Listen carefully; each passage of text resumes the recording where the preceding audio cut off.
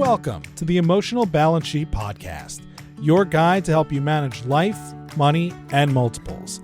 Each episode, host Paul Fenner, Tama Capital's president and founder, and the proud parent of 4 amazing children, including 1 set of triplets, will provide insights on successfully sustaining an active lifestyle, career, and family through comprehensive wealth management strategies, financial education, and lifestyle planning, specific to parents raising twins, triplets, and more.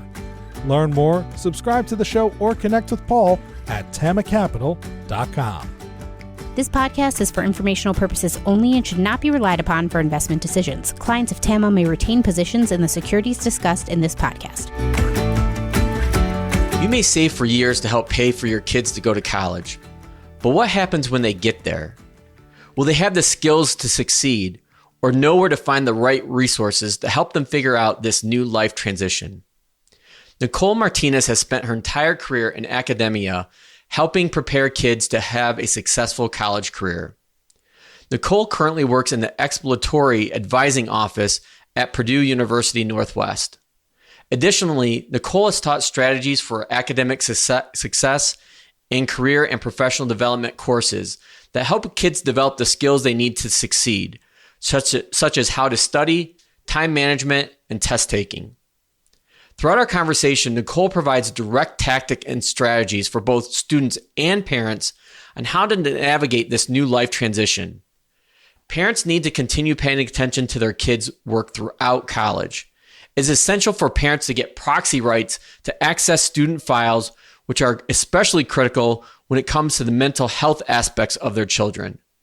A critical takeaway from our conversation for parents and students would be this: don't be afraid to ask for help. There are resources available on college campuses such as career centers, academic advisors, and professors who have open office hours who want to help make this a successful transition. Please enjoy my conversation with Nicole Martinez. Nicole Martinez, welcome to the Emotional Balance Sheet Podcast. Thank you. Thank you for having me.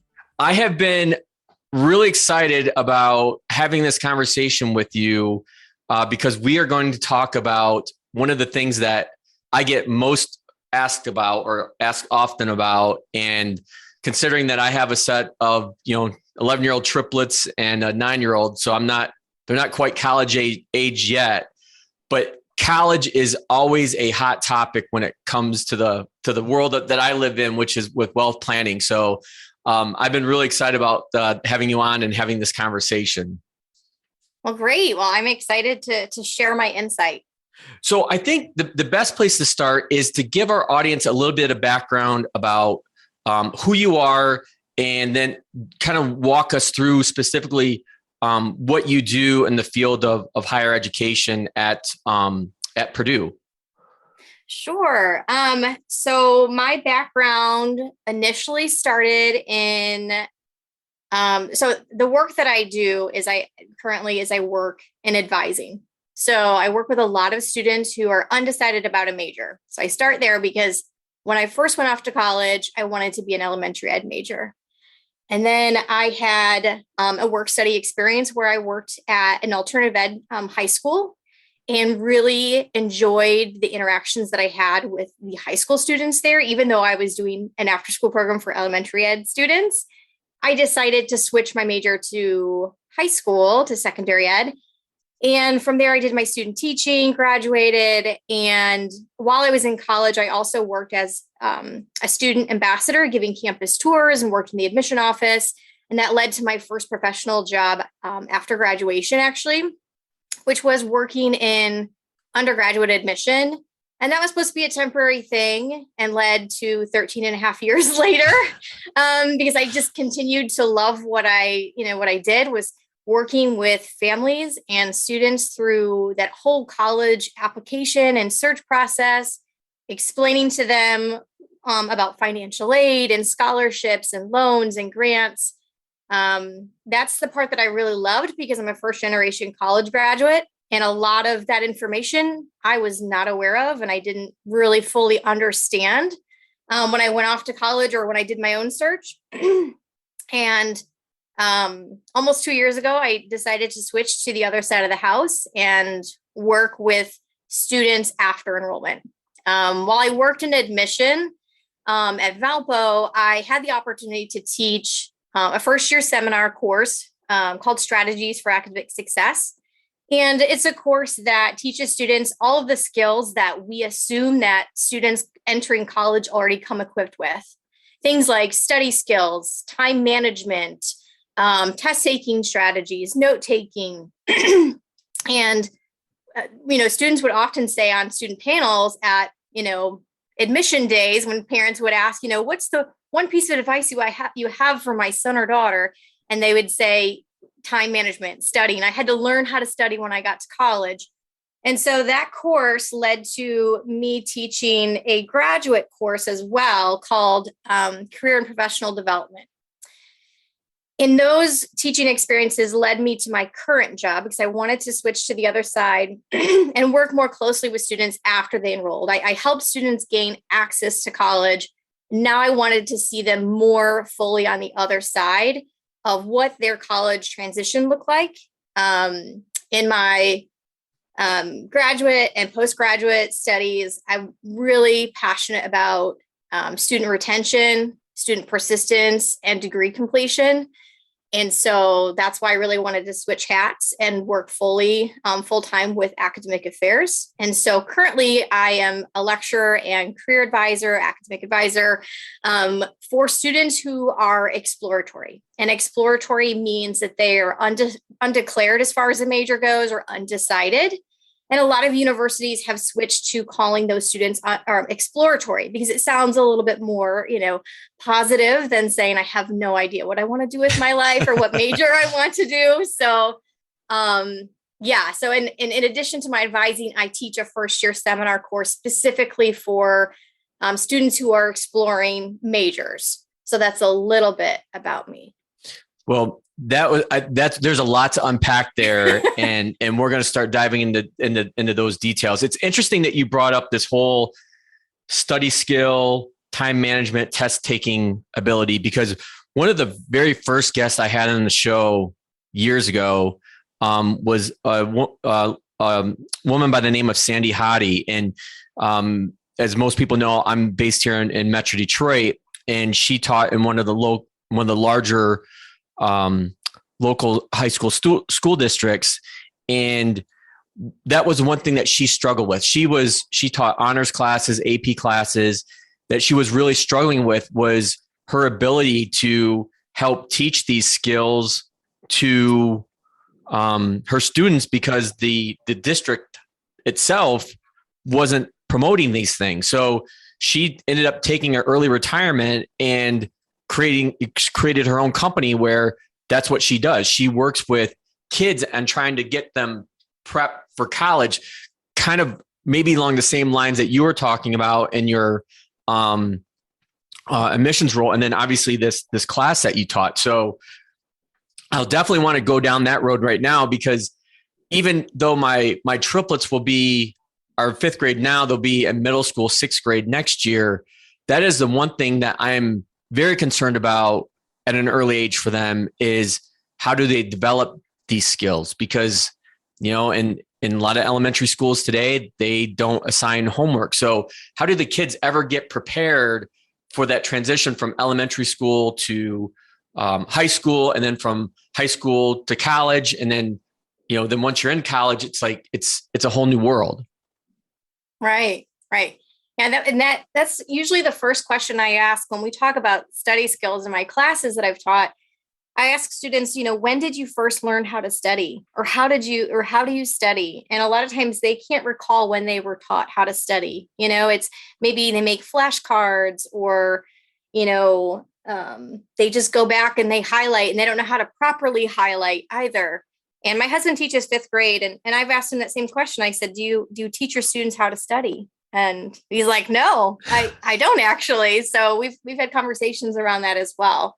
So I think it's, even though your triplets are 11 right now, studies will show that students who are well equipped or are college bound, it's usually determined by like eighth grade. So that's why a lot of the work that I've done when I worked in admission, even went back to even presenting and talking with eighth graders, and talking about what is college, and just, explaining to them all the terminology and college lingo, and just getting them familiar with what that is. So that way they're just more equipped going into that first year, that ninth grade year of high school.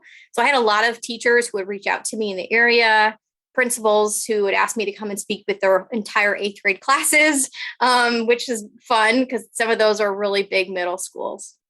So it's interesting. Did you, in your first role as admissions counselor, did you have the freedom to explore helping kids that were coming to you that you saw had a skill deficiency? And if so, like what were the tools, I guess, or capabilities that the college or university that you were at? I think you said you were at Valpo. Mm-hmm. What did they offer? Yeah. So for students who, come in, and I can't speak to every university, but, at Valpo specifically, if we saw that students were coming in with a lower academic profile, we had this strategies for academic success course for students to be encouraged to take. It wasn't a required course, but we would have, I'm trying to think how many sections we would have. It was more popular in the fall because a lot of students were proactive and wanted to take it that first semester. And so we would have anywhere from 8 to 10 sections in the fall semester. And Valpo is a smaller university. And so for us Nicole, to have... Can I interrupt you for 1 second? Sure. Because we're both Midwesterners. And I know a lot of people listen to my podcast nationwide. They might not know what Valpo is. So Sure. So Valparaiso University is located in Northwest Indiana. So it's about an hour outside of Chicago. Okay, very good. I just wanted to make sure that the audience knew that we were talking about Valparaiso. So yes. Yeah, not Valpo High School, so absolutely. But yeah, so it's a small private Lutheran liberal arts school in the Midwest, basically in Northwest Indiana. So so we would have sections of this course that we would offer. So students who were, again, lower academic profile coming in, we wanted to be proactive and share with them this course was an opportunity for them. It was a one credit course, and it's an opportunity for them to really fine tune their skills and ensure that they start off on the right foot and build a strong foundation of academic skills to prepare them. And I always told students when they took the course with me, this course will help you be successful in your other courses. It really is supplemental to helping them just in their overall college success. And I would oftentimes not, I'd have students who weren't even freshmen taking this class, whether it was they needed one more credit for graduation or whatever. But a lot of those upperclassmen students who took it, whether they were a junior or senior or sophomore, they would always say, wow, I wish I would have taken this course sooner. These skills will help me go when I'm going on to law school. I had a student who was student body president who took the class for senior year, and she loved the course, and she took a lot of skills from that particular course to help her go on and prepare for law school. That's specifically what she shared at the end of the semester with the class and what she gained from it. And it was always good to have upperclassmen in the course too, because then they can share some words of wisdom and advice for students taking the course. Now, for those who took it in the second semester, maybe they weren't able to take it first semester, or maybe they were a student athlete and their coach was recommending that they take it. Or a student's academic advisor would recommend that they take it. If they were struggling academically, specifically, a lot of students would take it that second semester. Okay. Can you, in teaching this course or these courses, could you hone in on like one or two or more topics if needed to elaborate on what kids should actually be doing? And then as a follow-up, because I'm interested from a parenting standpoint, probably just like you are with young kids, how I should be interacting with my kids as a parent when it comes to this. Because like I said, right now, I'm extremely nervous about this transition that my triplets are going to be going through when they go from elementary to middle school next year. I think we're all in for a rude awakening at this point. Yeah. So you're saying as far as the academic preparation for college? Yeah, and really diving into those, how do you study? Like, how do you develop study skills? Because I'll give you an example. I was pretty much a straight A student in high school, and I never had to learn to study. It came pretty natural, and I was lucky. And when I got to my first semester of college, and I was in an engineering program back in 1994, it was an eye-opening experience, and I felt like I was drowning. Like, I went from getting A's with no effort to getting C's and like really struggling, and that was an eye-opening experience that I never thought I'd have. Yeah. My advice is for parents to really pay attention. I know as a parent, I'm a working parent and I have 2 kids, and while they're almost 5 and 8, they have, my oldest has some schoolwork to do and homework to do. But really paying attention to the work that your students are doing in school, and areas of maybe where they're a little bit more challenged. Maybe they're not doing, poorly in, but maybe courses that are challenging to them or subjects that are challenging. I say this because my husband does tutoring outside of his teaching career, and he tutors, students kindergarten through 8th grade, and his specialty is math. And so, I mean, families will seek him out who are from our neighborhood to neighboring counties to down in Indianapolis.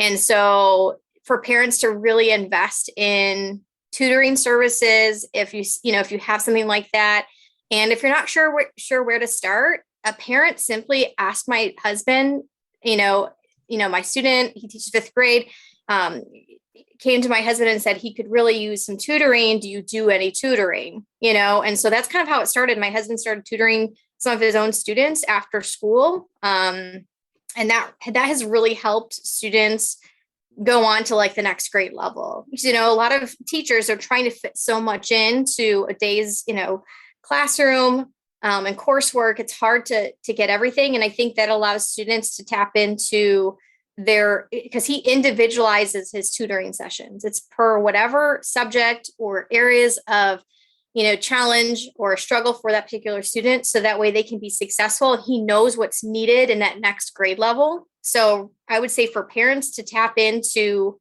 those resources inside the classroom at your school.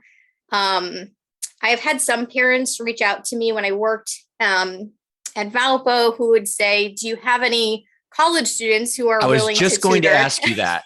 I was just going to ask you that. Yeah. And college students are always looking to make money, And so I've had some students who were college students who tutor as well. And so I always tell my students, networking is so key, not just for careers, but, in your academics as well. And that just helps, when a student is a tutor, it helps them fine tune and practice those skills over and over again as well. So when students get to college, the advice I give to them and to their parents is to make sure that you're aware of all of the academic support resources like tutoring, supplemental instruction, or they call them SI sessions. And for those who aren't aware of what SI is or a supplemental instruction, the way, I explain that is simply it's led by a peer tutor. It's almost like group tutoring. It's a peer student who's already been, successful. They've taken that class. They've been successful in it. Oftentimes SI leaders are, they're students who are recommended by the faculty who teach that particular course. So if it's a nursing student and they need to take anatomy and physiology, they may have an SI leader in addition to their instructor for their course and their instructor for the lab. And then they have that, that SI leader, or some institutions will have TAs, teaching assistants.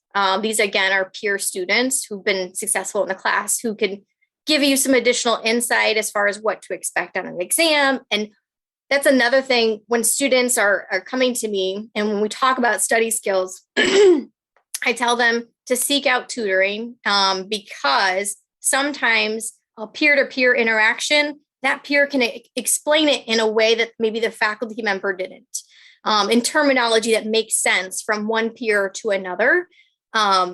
And, again, I know for some students, the classroom space, the instruction goes so fast and so quickly because there's so much material to cover. And so, in my office, specifically at Purdue Northwest, we have tutoring and SI within our office suite. So we have walk-in tutoring sessions, as well as students can schedule one-on-one appointments, some group tutoring as well.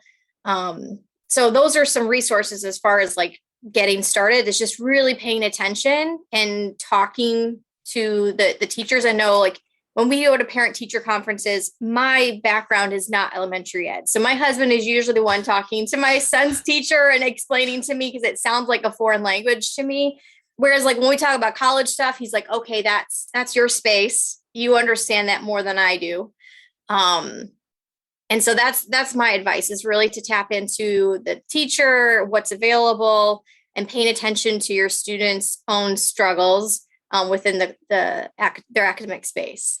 And if, going back to being a parent, and, we're really fortunate here in Metro Detroit, we're surrounded by a lot of great colleges and universities, community colleges as well. If I was a parent wanting to seek out like a college tutor or something like that, because there's so many departments within a college or university. Generally, Nicole, and I know every college or university is going to be different, but where would you direct a parent to? Like, who should they call, or how would they go about, taking that first step? So 2 places that I would recommend. Almost every university has some type of career center. And so I just had a colleague, a friend of mine, our children went to preschool together. She had reached out to me, looking for students to work for her business. And so I directed her to our career center. So same thing for parents who are seeking tutors. I would contact the career center at that university and see if they know of any students who are seeking tutoring jobs. That's where I would start. And then I've had some, parents, if they know the university or the staff a little bit more closely, they may contact the tutoring center directly.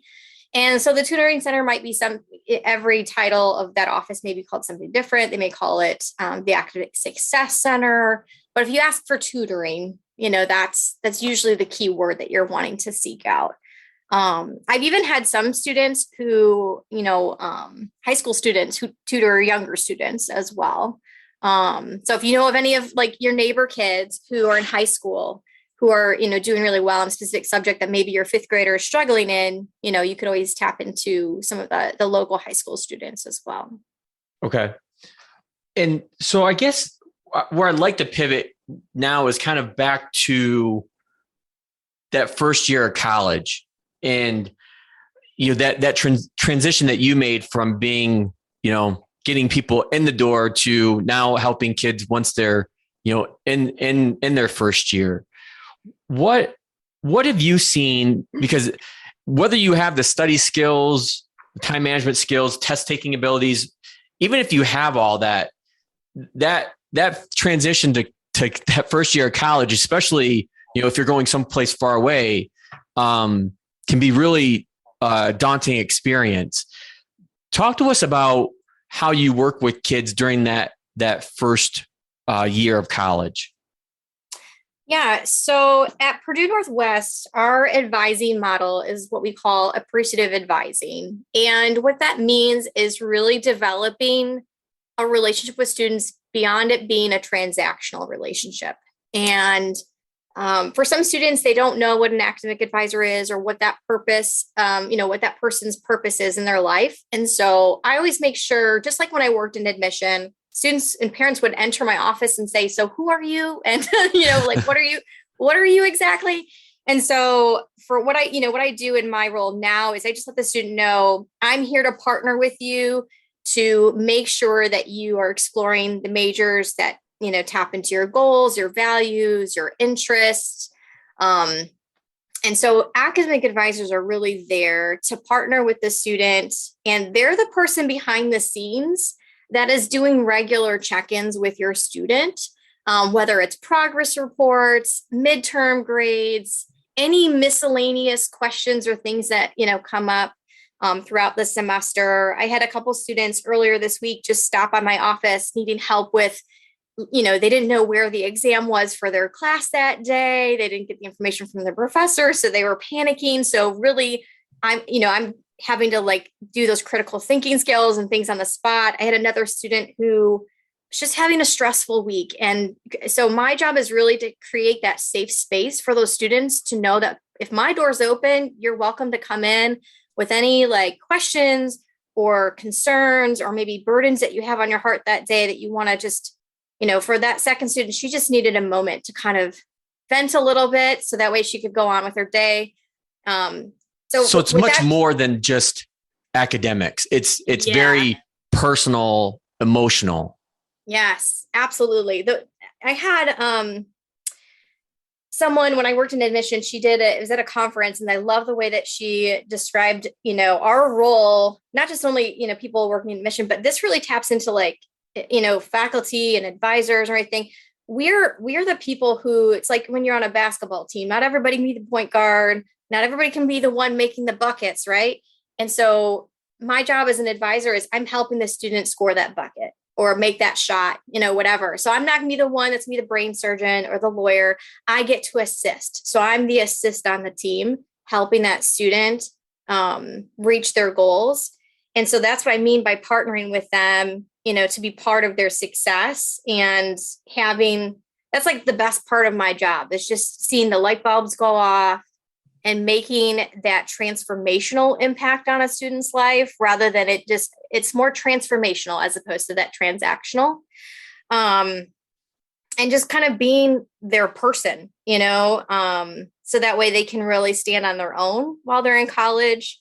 And so with exploratory advising, at least at Purdue Northwest, we're not with them all 4 years as advisors. So once a student, declares their major or is able to move on to their major, they're then assigned a major academic advisor, and that person will, see them through to graduation. So I'm really just kind of the front end of the advising house for students, but I think that's the most critical is that first year, that retention and persistence. It's usually within that first year for students. That's why a lot of, institutions and higher ed, when they report out their student retention numbers, it's always freshman to sophomore, retention. They want to see, that's where you see a lot of students drop off is after that first year.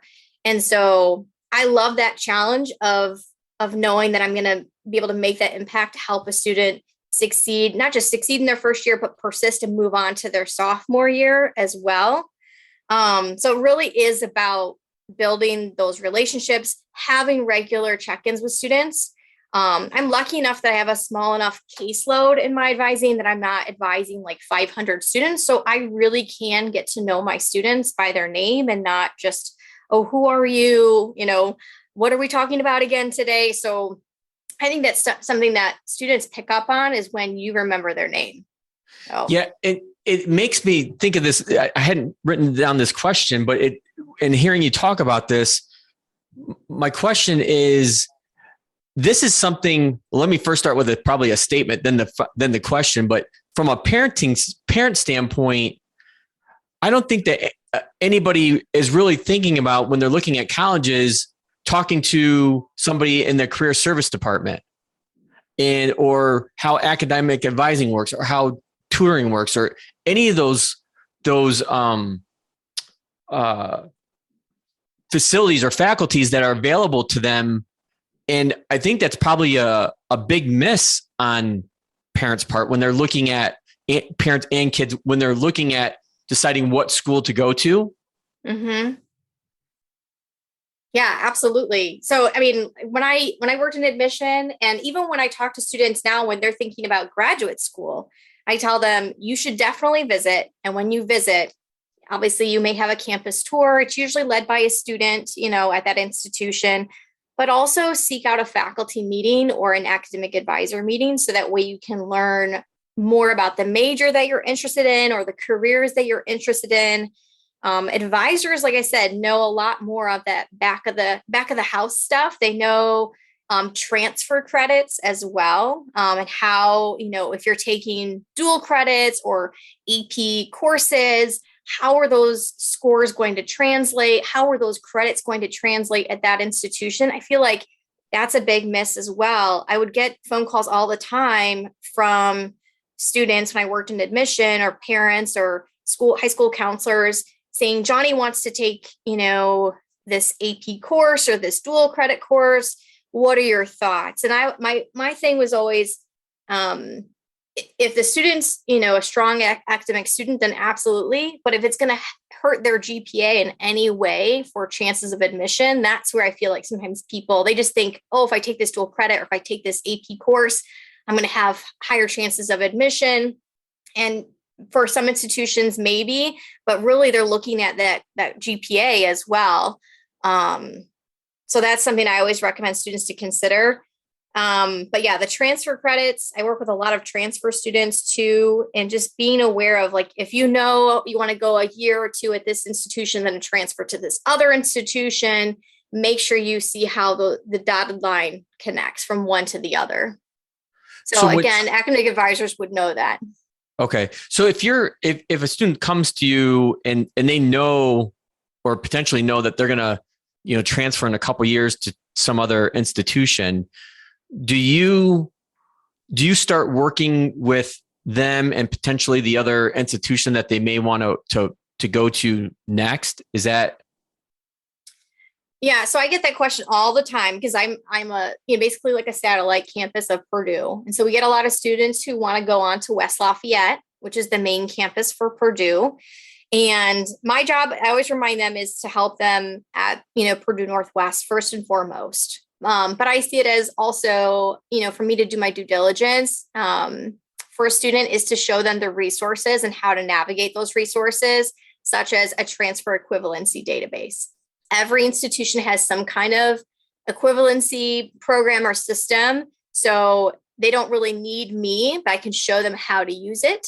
So if they're taking, say, I know you're in Metro Detroit, so let's say they're at Oakland Community College taking, an English composition course, but they're planning to take that course and go to Michigan State. They want to plug it into Michigan State's transfer equivalency database. How does that specific subject course number translate to Michigan State? Is it going to come in as their English composition course? Or is it going to be a free elective? Is it going to be undistributed credits, meaning that course doesn't come in as equivalent or equal to one of their specific courses exactly? So going back to your question, I don't really, prepare them for that, but I teach them how to understand and utilize those systems. And I always, point them in the direction of, if, like you mentioned, like if a parent was seeking out tutoring at the college, who did they go to? A lot of times families don't even know. So I let them know, if you have questions about admission, you need to contact the admission office. If you have questions about transcripts, contact the registrar office as well. And you mentioned every school has their own system or database for what credits they accept or don't accept. Right. And I always tell students, if you can't find it, I'm always willing to help you navigate that or find it on the website, just so that way they're really, my job is to help them take ownership of their college education and their experience. And so I think the more we can equip them with the knowledge and understanding of these credit hours that they're, courses they're taking and where they're going to take, how it's going to take them and, lead them to their major, that's really what we should be doing, is partnering together to ensure that students have a successful college experience, regardless of where they're at. I think that actually nicely dovetails into my next question, which is, what are some of the support services that college, potential college students and parents don't know about that they should? I know we kind of touched on some things, like, if you're going to, tour a school, stop into the Career Service Center or something like that. But are there, from your, academic experience over 13 plus years, what would you say are the couple vital ones that students, parents need to pay attention to? Yeah, absolutely. So I know we talked about tutoring and SI sessions and career centers. Some others that are really important that I think sometimes students, maybe, especially if they're first gen, meaning they're the first in their family to go to college, They're not sure of what professor office hours are and what that means. And I always try to explain that in my class because I don't know what other classes will explain it in detail. But, letting families know that professor hours basically mean if I post on my course syllabus, my office hours are Monday, Wednesday, Friday from noon to 2 p.m. That means my door is open. You don't have to schedule an appointment with me. You can stop in anytime with any questions or concerns that you have. And I think for students, they're just not used to just being able to pop in to a professor's office hours. I'm like, I always tell them that professor's waiting for you to come in, with your questions. So that's one. The other one that I'd recommend, and I have a good colleague of mine who is the director at Cornell, is disability access centers. And they have different, names to them. And a lot of times students will say, well, I don't have a disability, but those accommodation centers, sometimes they're called access and accommodations. And a lot of universities have expanded this to, students beyond, coming in with an individualized education plan, an IEP from their K through 12 experience, where they will help students with any accommodations. And accommodations may be housing accommodations. Maybe you have health accommodations, like a dietary. I've had students who, if they have low blood sugar, so they work with the cafeteria on campus to make sure that that's taken care of for them. Any other medical accommodations, like I had a student who was on crutches. So we had on-campus transportation, be able to pick them up and take them from one class to another, or just helping them get across campus.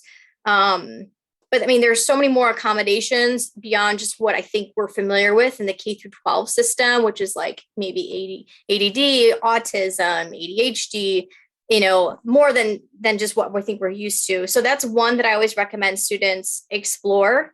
The other, I think a lot of universities are seeing wait lists for this, is counseling centers. So mental health. Yes. Yeah, mental health is a growing concern for sure in higher ed. And I that's something I always encourage students to tap into that resource.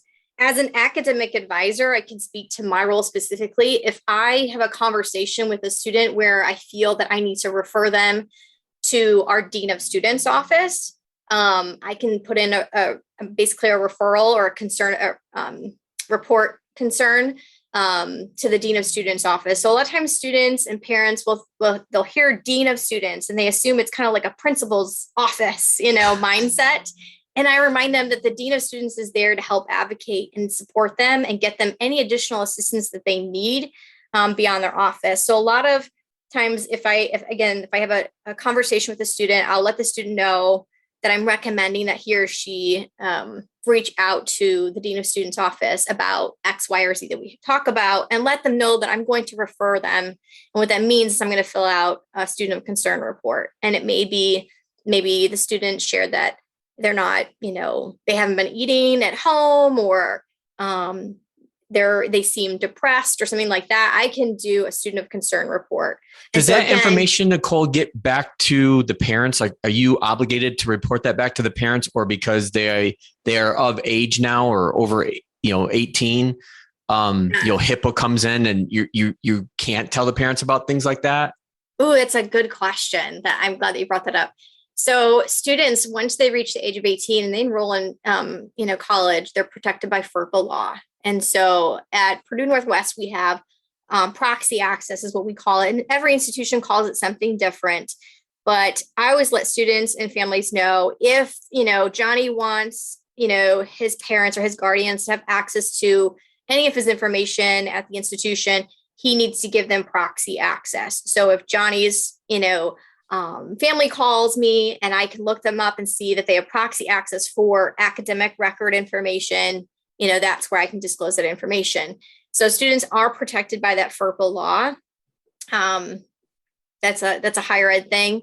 So that's, that is the difference that I've seen in going from admission, where I could talk with families all the time. And then once they enroll, I can't, give them any specific information if they have not allowed their parent or guardian that information. So I always, tell students, you need to, if you want your parents to see your grades or have access to at least your financial aid information. If they're helping you financially, make sure you give them access to that. So if they call the financial aid office, whether it's about making a payment or something, they can have that conversation. Okay. I know I only have you for a finite period of time, so I'm looking through my questions. Yeah, no problem. I think the last big one I want to get to, as far as focused on what you do, and then we'll get to my closing question, is you're dealing with you're dealing with kids specifically that are undeclared. Correct. So how do you help a student get from not knowing anything they want to do to some grasp of what they see their future career like? And I mean, trust me, from my own personal standpoint, I think I changed majors 4 times in undergrad, and then ended up, now I'm in a field of financial planning, wealth management, that had nothing to do with my degree, both my undergrad degree or my MBA degree, if you will, in finance. And so I think there's a lot of pressure that's put on kids to make a decision. But, when you're asking a 16, 17, 18-year-old, what they want to do when they grow up. I mean, I know plenty of adults that are 40, 50, 60 years old that are still trying to figure that out. Yeah. So, I know a lot of institutions have implemented some type of exploratory studies course. And so the course that I teach at Purdue Northwest is just that. It's a first-year experience course for exploratory students. Anybody can take it. I've had some students who are in, their health studies major, but they still take my class and they're like, wow, I think I want to add this minor, or I think I want to double major. I'm so glad I took it. So it's a 3-prong approach in this course, in that we do self-exploration, major exploration, and career exploration. We kind of marry those 3 areas together. And so we do, interest inventories and assessments. We partner with the Career Center staff. So my students have one-on-one meetings with a Career Center consultant, talking about everything from internships to careers, goals, values. We talk about their transition, what they thought about college. We talk about why college, and really digging deeper into, their purpose in being there. Because I think if they don't understand why they're in college, and they definitely don't know what they want to study. And then part of the major exploration is, we partner with our colleges within the university to have faculty, alumni, and staff and current students come in and speak to students in our course, specifically about the different majors, what they mean, what they can do with those majors, why someone would, pursue that particular major. So it just gives another dimension of seeing a major, on a website and reading a little blurb about it. Within that, we also teach students how to understand a degree map. When I was in college, that was a long time ago now, but there was no such thing as a degree map. And if there was, no one ever explained it to me. So yeah, I don't even know what that means. Right. So a degree map is essentially, a lot of universities have implemented these beyond just like, here's your major and here are the courses you take. So a degree map allows students to really see the big picture and say, okay, here are the courses that are required. So if they're looking at, say, a finance major, so they would have their college, they'd have their general education, block of courses that they would take, along with their College of Business core courses they would take. And then they would have their finance major concentration specific courses they would take. So they have those listed. That's great. But then students want to see, parents especially want to see big picture. What does this look like over the course of 4 years, right? So they lay out, okay, first semester, you'll take these courses. Second semester, you take these courses, and third semester, and so on. And so my job is to teach students how to understand that. It also goes over, how many total credit hours are required for that major. And we talk about that too. And a lot of times students, I work with a lot of non-traditional students, so they're not always going to finish their degree in 4 years, because maybe they have to take a semester off because they had a child, or they had family responsibilities. They had to take some time off, or they can only go part-time because they're working full-time as well. And so I help them kind of map out what their degree map would look like. We give them a general one. That's great. And like I always tell my exploratory students, they're like, well, I should be taking these classes first semester. But I always remind them that maybe, they don't have a math course yet because maybe they didn't have an ACT or SAT score or the math placement exam score to start in a math course this first semester. But my job is to help them navigate that and ensure that they complete the courses that they need towards their major. It may be in a different order, and that's okay.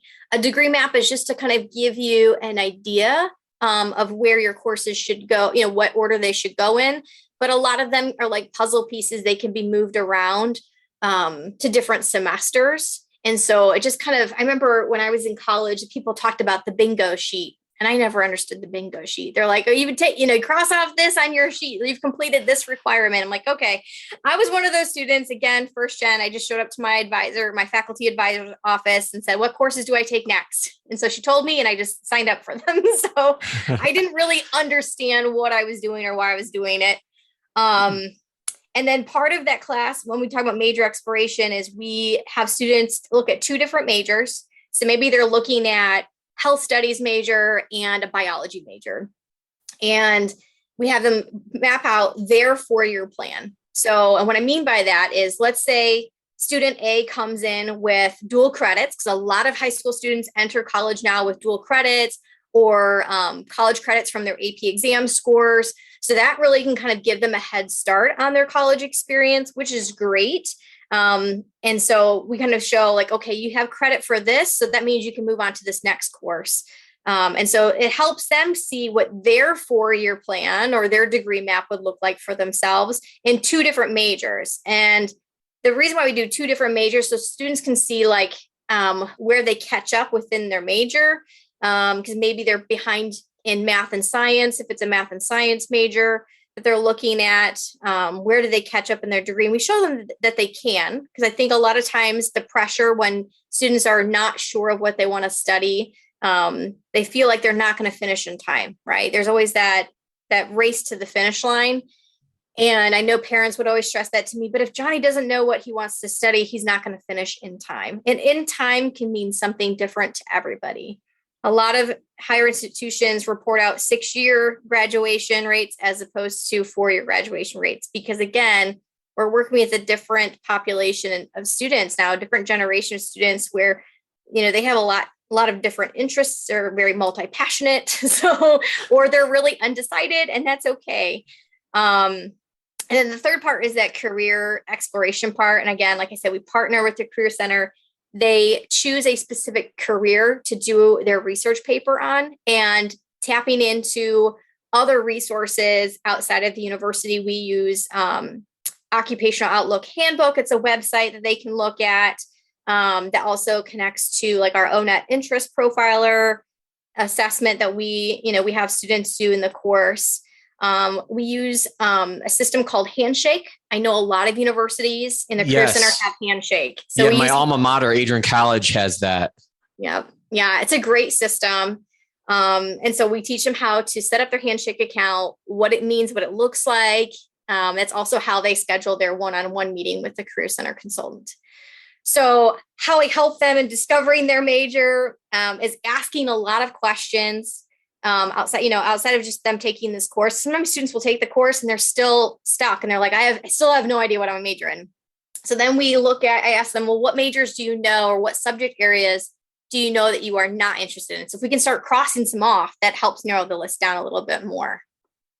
So. Got it. Well, I know we're getting to my final question, but I would be remiss if I didn't mention Amanda Zelahowski, which is how we met. So I will have to contact Amanda to let her know that we had this conversation, because it has been tremendous. And even going through this segment, Nicole, like I probably have at least another half dozen questions I wrote down. So I'm sure that there's going to be more follow-up conversations to come. So, sure. But my closing question that I ask all of my guests is, what is the best thing about being a parent? I know you've talked about, you have 2 young kids and your husband's a fifth grade teacher. So what is the best thing about being a parent for Nicole Martinez? Okay. So for me, I have 2 boys. They are 4 and 7 years old. So one on the brink of going on to kindergarten. The other one is in 2nd grade. right now. So I would say is really just watching them grow into what they're meant to be. I love watching them explore all their interests and skills and just observing their talents evolve, just not just like, academics, because of course I'm a big academic. But I love cheering them along the way. We're a big sports family. My husband played, basketball in college and high school. And now my boys, like you wake up in the morning and someone's throwing a ball or dribbling a ball. You got to watch where you're stepping. She might, trip on a ball or something, but sports is something that I love watching them grow. And, we definitely make sure that they understand that school comes first. And so just overarching, I kind of like made some notes for myself is, I've worked with hundreds of students over the years. And the best part of the work that I get to do is like I said earlier, watching the light bulb go off for them, seeing them get excited about the courses that they're in, or internships that they get. But the best part, and I've said it for my entire higher ed career, is watching those students walk across the stage at graduation, knowing that I was part of their journey.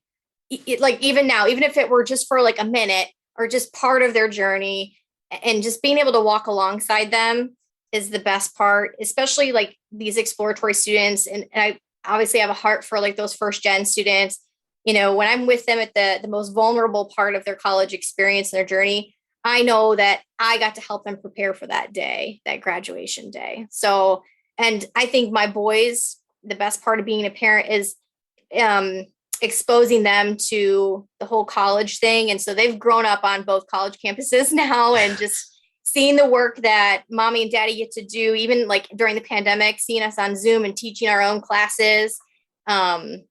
It's really just watching your own children grow. And I think parents that I've worked with over the years appreciate that I'm a parent. And even though my kids are much younger, they just know that I get it and that I'm going to take care of their children as if they were my own. Well, I think that is such a fitting way to wrap up our conversation. Nicole, I can't thank you enough for being on the Emotional Balance Sheet podcast. And as I mentioned, I'm definitely going to be looking forward to more conversations to come. Well, you're very welcome. And it was a pleasure. And I enjoyed chatting with you. And I welcome any and all questions that you might have after today. Thanks, Nicole. All right. Thank you. Thank you for listening to this episode of the Emotional Balance Sheet podcast. Please visit tamacapital.com to subscribe to this podcast or to connect with certified financial planner and registered investment advisor Paul Fenner of Tama Capital. And please join us again next time on the Emotional Balance Sheet podcast.